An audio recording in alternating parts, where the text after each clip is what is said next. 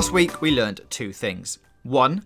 It only takes 5 minutes for an award-winning hospital to become a bug-infested hellscape, and 2. 2 Point Hospital is so much fun, it's even enough to cure the misery of a devastating World Cup loss. Last time we played the hospital simulation game, the preview was limited to the first level Hogsport, a sort of toddler pool of minimal catastrophe and manageable diseases. This time around, we got to explore 3 new hospitals in the game's campaign, and each came with new skills to learn and challenges to master. It all started pretty well, with a tidy reception area and some lovingly built toilets, but then ended in a catastrophe of ghosts, monobrows, and radiators. The game's campaign runs across 2 Point County, which the development team describe as a whole world smashed into one map. There are tropical hospitals like Sweaty Palms, hospitals near nuclear reactors like Meltdowns, and an alpine region where the cold will start to bother patients. All of them lovingly laid out across a map that looks like a little toy town begging to be played with. You progress through the levels thanks to a star system. 1 star will let you move on, but if you really want to prove you've got the medical management skills, you can go for the full 3. You'll do that by curing patients, building up the hospital's value, and earning cash. Plus, you can always go back if a 3rd star is proving tricky.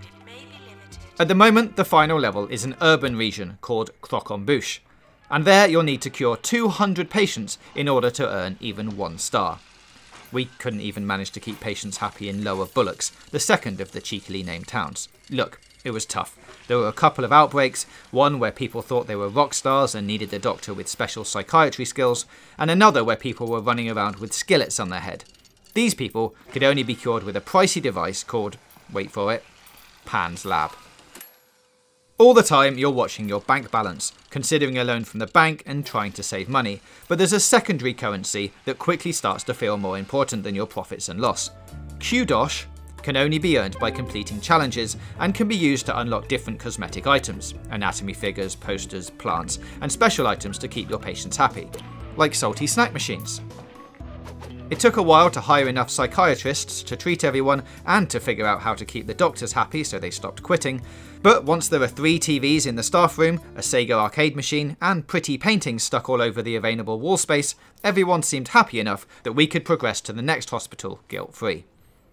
Next stop, Flottering. The challenge here is a lack of staff, so you need to get a training license and try and transform a frankly lackluster bunch of medical chancers into super doctors.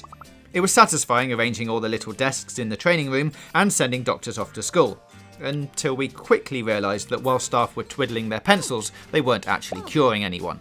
Profits fell, patients suffering from Freudian lips started filling the corridors, raving about the lack of toilets, and inconsiderately dying right in front of the newspaper stand.